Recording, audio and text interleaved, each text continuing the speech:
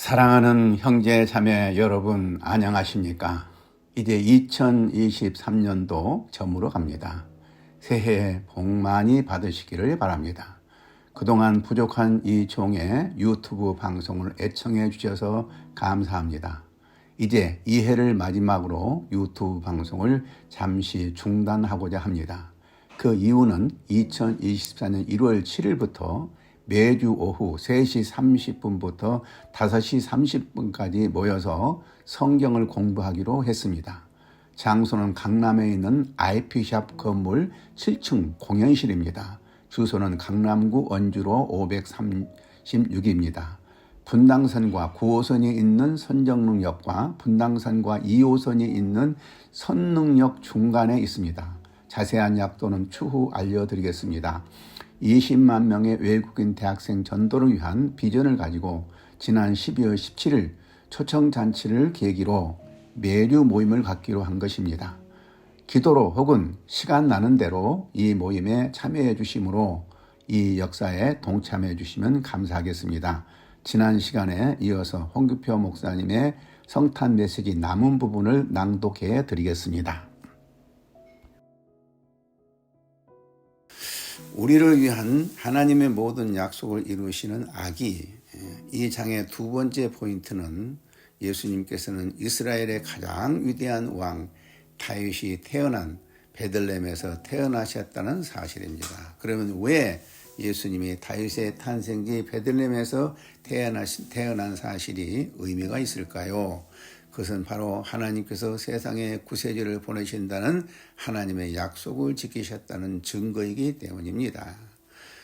예수님 탄생 거의 1000년 전에 선지자 사무엘을 통해 다윗에게 약속하시기를 내 집과 내 나라가 내 앞에서 영원히 보존되고 내 왕과 영원히 경고하리라 하셨다 하라. 사무엘하 7장 16절. 선지자 미가 역시 700년 전에 예언했지요. 베들레헴 에브라다야 너는 유다 족속 중에 작을지라도 이스라엘을 다스릴 자가 내게서 내게로 나올 것이라. 그의 근본은 상고의 영원에 있느니라. 이러한 예언을 통한 하나님의 약속을 근거로 유대인들은 다윗의 후계자를 열렬히 기다렸으며 그들이 바라던 메시아를 다윗의 아들로 불렀습니다. 베들레헴에서 예수님의 탄생을 통하여 하나님께서는 예수님의 탄생, 생애, 죽음 그리고 부활을 통하여 하나님의 약속을 지키셨다는 확인을 한 것입니다. 크리스마스는 예수님의 탄생일로서 하나님께서 예수님을 믿는 우리 모두에게 하나님의 신실하심을 확인하는 날입니다. 예수님 안에서 그리고 예수님을 통해서 하나님은 우리에게 그의 신실함을 보여주십니다.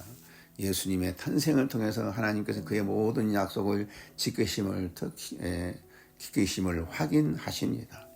예수님을 통해서 하나님께서는 그분의 모든 축복의 약속을 100% 성취하셨습니다.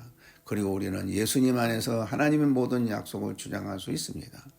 여러분이 만약 사람의 약속만을 믿고 산다면 여러분의 인생은 불확실할 것입니다. 왜냐하면 어느 누구도 이 모든 약속을 지킬 수 없으니까요.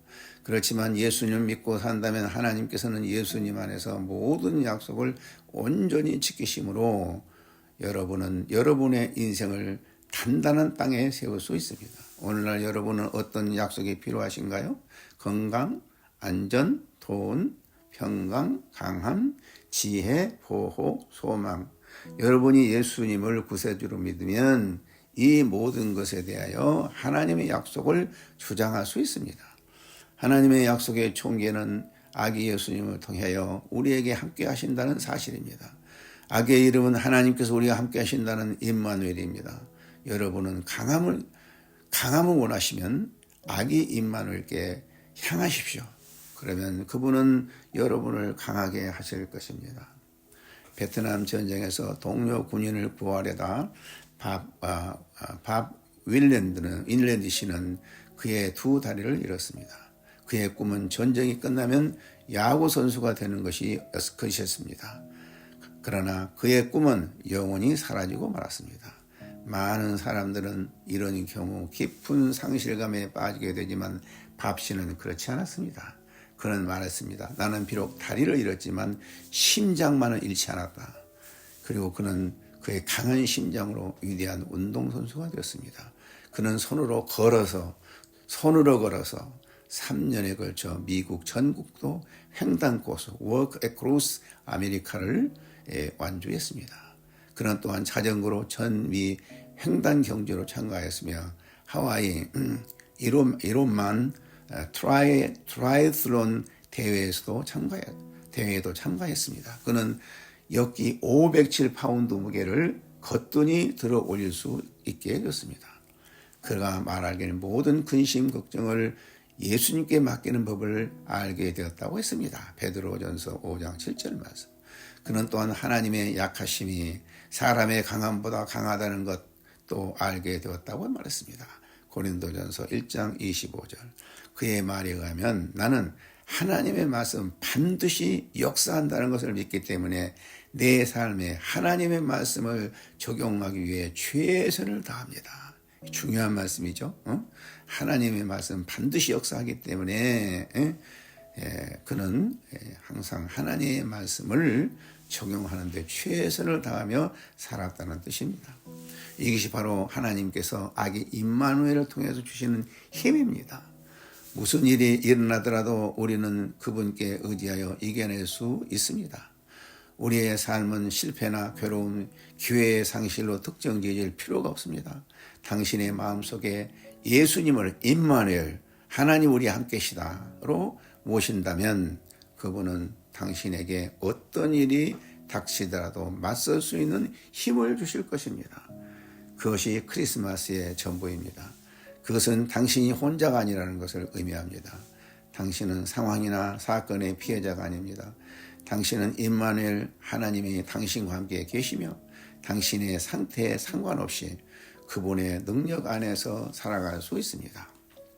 십자가를 통한 인류를 구원하신 아기. 구유는 동물 축사에서 볼 수 있습니다. 이곳은 신생아를 두기에는 더럽고 누추하게 여겨집니다. 아기가 모든 인류를 구원하는 구세주로 태어난다면 가장 깨끗한 장소에서 태어나야 하지 않을까요? 왜 하나님께서는 구세주를 그렇게 더러운 장소에서 태어나게 하셨을까요? 구세주를 그런 장소로 보내신 것은 하나님께서 우리의 마음이 더러울 때 우리를 구원하시기 위하여 그가 오심을 말씀하고 계십니다. 어떤 사람들은 그들의 마음이 순수하고 거룩할 때 그리고 그들이 거룩한 하나님께 받아들일 수가 있다고 생각될 때만이 하나님 앞에 나갈 수 있다고 생각합니다. 그러나 어떤 사람도 자신의 순수함으로 하나님께 나올 수 없습니다. 모든 인간은 예외 없이 죄인입니다. 성경에는 만물보다 거짓되고 심히 부패한 것이 마음이라 에레미야 17장 9절 말씀이라 하였습니다. 또 인생의 마음에는 악이 가득하여 그들의 평생에 미친 마음을 품고 있다고 했습니다. 전도서 9장 3절. 말구유하기를 통하여 하나님께서는 여러분과 저를 오늘 우리가 있는 그대로 그분의 구원으로 나오도록 격려하고 계십니다. 하나님께서는 여러분과 저에게 말씀하십니다. 내가 구세주를 그렇게 낮고 천한 자리에 보낸 것은 너희가 비록 희망 없이 천하고 죄인일지라도 내게 나오는 소망과 담대함을 주기 위함이라고. 말구유한의 아기를 통하여 하나님의 인자함에 나올 수 없는 죄인은 없습니다. 문제는 더러운 마음이 아니고 하나님의 인자하심과 우리를 위한 조건 없는 사랑을 믿지 않은 불신입니다. 또한 구세주를 그렇게 낮은 자리에 보내심으로써 하나님께서는 이 진리를 우리에게 주십니다. 구원은 이 세상의 지혜나 능력으로 오는 것이 아니고 오직 예수님 겸손한 희생으로만이 가능하다는 사실입니다. 로마 제국이 세계를 지배하던 시절에는 시저 아우구스토는 신이거나 신이 아들로 여겼습니다. 어떤 사람들은 심지어 그를 세계의 구원자로 불렀습니다. 그의 통치하에서 로마 제국은 세계에서 가장 강력하고 평화로운 제국이었습니다. 그렇다면 예수님은 온 세상을 구원하기 위하여 로마 제국의 왕자로 태어나는 것이 보다 합리적이고 논리적이지 아니었을까요? 그렇지만 예수님이 로마 제국 황실에서 태어난 것은 하나님의 뜻이 아니었습니다. 하나님의 뜻은 가장 천하고 낮은 말구유에서 태어나게 하신 것이었습니다. 왜 하나님께서는 세상의 구세주를 황제의 황실 대신에 그렇게 낮은 자리에 태어나게 하셨을까요? 그것은 하나님의 인간의 구원은 세상의 지혜나 권력으로부터 오는 것이 아니고 그분의 지혜 곧 십자가의 희생으로만이 가능하다는 진리를 나타내기 때문입니다. 많은 사람들은 자신이 원하는 모든 것을 얻을 수 있다면 모든 문제를 해결하고 생명을 구할 수 있다고 생각합니다. 사람들은 소유와 권력으로 자신을 구원할 것이라고 생각합니다. 그러나 그런 것들로 누구도 어떤 사람도 구원할 수가 없습니다. 구세주의 낮고 천한 탄생을 통하여 하나님께서는 인간의 구원, 추구에 대한 궁극적인 대답은 이 세상의 권력이나 소유에 있지 않고 겸손한 예수님을 통하여 나타내신 하나님의 지혜와 능력에 있다는 진리를 우리에게 가르쳐주고 계신 것입니다. 바울은 이 진리를 고린도전서 1장 23절 23절을 통하여 잘 설명해주고 있습니다. 우리는 십자가에 못 박힌 그리스도를 전하니 유대인에게는 거리끼는 것이요 이방인에게는 미련한 것이라도 오직 부르심을 받은 자들에게는 유대인이나 헬라인이나 그리스도는 하나님의 능력이요 하나님의 지혜니라. 하나님께서는 세상의 구세주를 동물의 구유에서 나게 하시고 최초의 침된 말구유였습니다. 그렇게 함으로써 하나님은 구원의 길을 여셨습니다.